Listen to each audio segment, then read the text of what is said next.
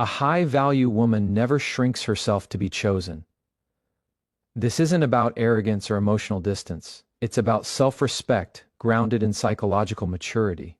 Too many people, especially in romantic dynamics, fall into the trap of thinking love must be earned through self-erasure.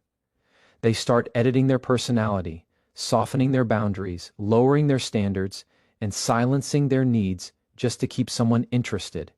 But a high-value woman understands a core truth. Attraction that requires self-betrayal is not attraction. It's emotional negotiation. She doesn't chase approval by becoming more convenient, more agreeable, or more accommodating than what feels authentic. Instead, she remains rooted in who she is, even when that means risking rejection. Why? Because she recognizes that being chosen at the cost of her identity is not a win.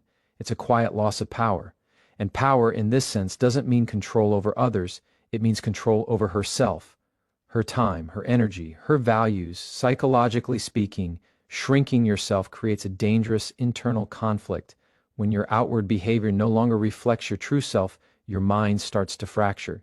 You begin to feel unseen, unheard, and undervalued. Not necessarily because the other person is cruel, but because you never showed them the real version of you in the first place. Over time, this builds resentment, insecurity, and emotional exhaustion. A high-value woman avoids this trap by being honest about who she is from the start, even if it means fewer people qualify to stay in her life. She doesn't negotiate her worth. She doesn't bargain with her standards. She understands that standards aren't walls meant to push people away. They're filters designed to let the right people in. When a man feels challenged by her boundaries, she doesn't rush to soften them to keep him comfortable. Instead, she calmly observes whether he rises to meet her level or attempts to pull her down to his. And here's the deeper philosophical layer. She knows that love should never require self-abandonment. Love, at its best, is an expansion of identity, not a reduction of it. If a relationship demands that she becomes smaller, quieter, less ambitious, less expressive, or less confident, she sees that as a red flag, not a romantic sacrifice. She also doesn't confuse effort with overextension. There's a difference between showing care and overgiving. A high-value woman gives freely but not desperately. She doesn't pour energy into someone who gives back confusion, inconsistency, or emotional neglect. She understands that reciprocity is not optional, it's foundational. When effort becomes one-sided, she doesn't double down to prove her worth. She steps back and lets reality reveal itself. One of the most powerful traits she carries is patience. Not the passive kind, but the discerning kind.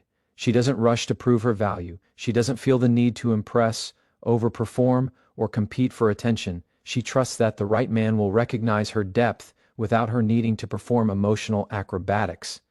This comes from self-trust, a belief that she is already enough without modification. She also doesn't sacrifice her dreams for romantic validation. Her ambitions, passions, friendships, and purpose are not bargaining chips. She knows that a relationship should complement her life, not consume it. A high-value woman refuses to make a man the center of her universe because she understands that when someone becomes your entire world, you hand them power over your identity.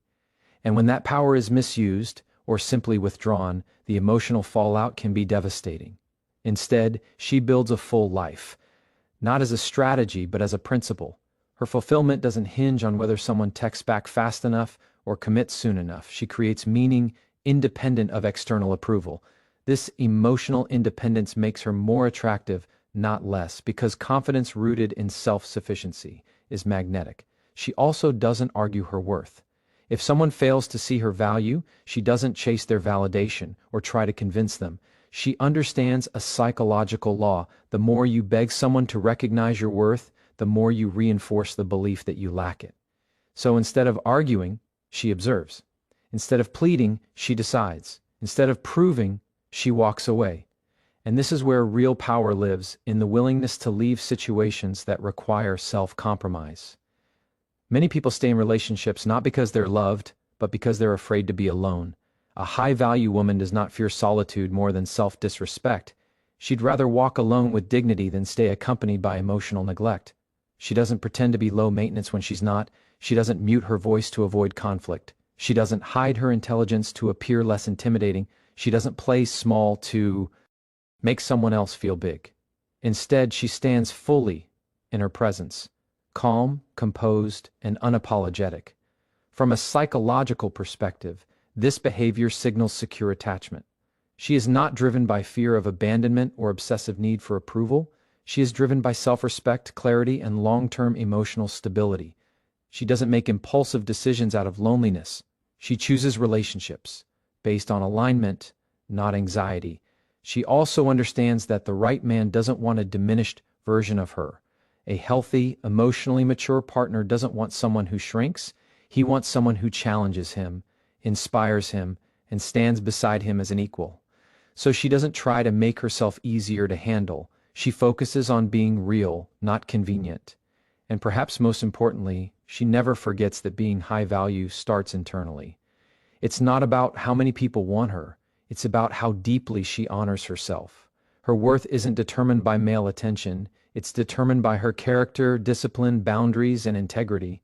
So when faced with the temptation to shrink, to text first when she shouldn't, to tolerate disrespect for the sake of connection, to abandon her needs to keep someone close, she pauses, she reflects, and she chooses herself. Because she knows something most people learn too late. If someone only wants you when you're smaller, they don't deserve you at your full size. And the moment you stop shrinking to be chosen is the moment you start attracting what actually deserves you. A high-value woman never confuses love with emotional dependence. She understands that love is meant to enhance her life, not replace it.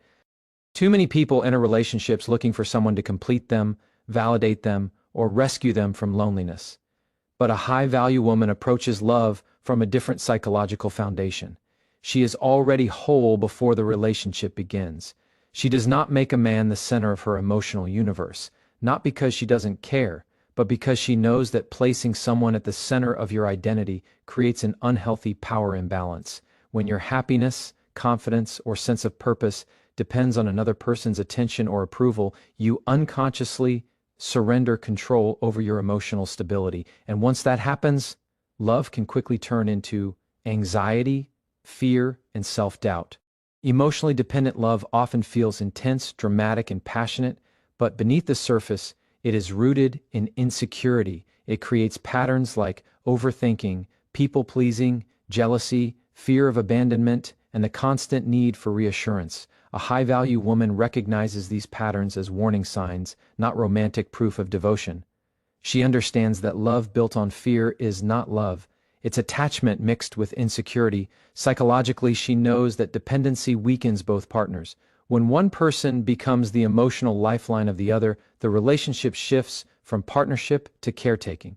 Over time, this breeds resentment, pressure, and emotional exhaustion. She avoids this dynamic by maintaining her own emotional foundation. She self-soothes, she self-reflects, she self-regulates. She doesn't outsource her inner peace to someone else. This doesn't mean she avoids closeness or vulnerability.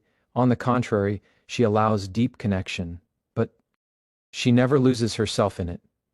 She can love deeply without losing clarity. She can commit without losing independence. She can care without clinging.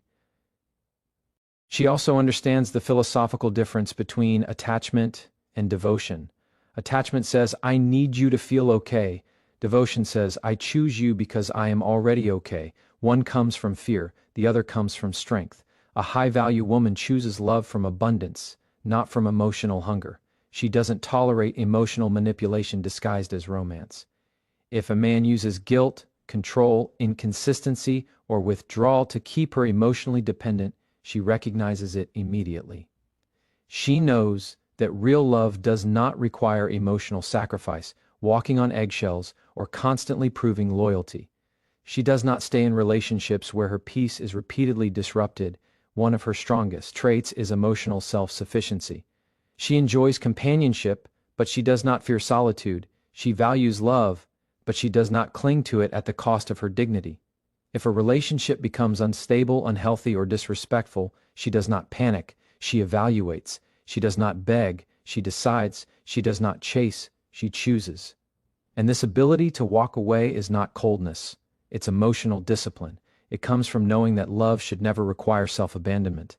When a relationship begins to demand emotional self-betrayal, she recognizes that staying would cost her more than leaving. She also doesn't rush into emotional bonding. She understands that deep connection takes time, consistency, and trust. She doesn't confuse attention with commitment. She doesn't confuse chemistry with compatibility. She doesn't confuse words with actions. Instead, she observes patterns. She measures alignment. She allows reality, not fantasy, to guide her decisions. A high-value woman also refuses to make a man her emotional escape. She doesn't rely on a relationship to avoid confronting her own fears, wounds, or insecurities. She does the internal work. She reflects on her triggers. She heals her past. She takes responsibility for her emotional reactions. This self-awareness protects her from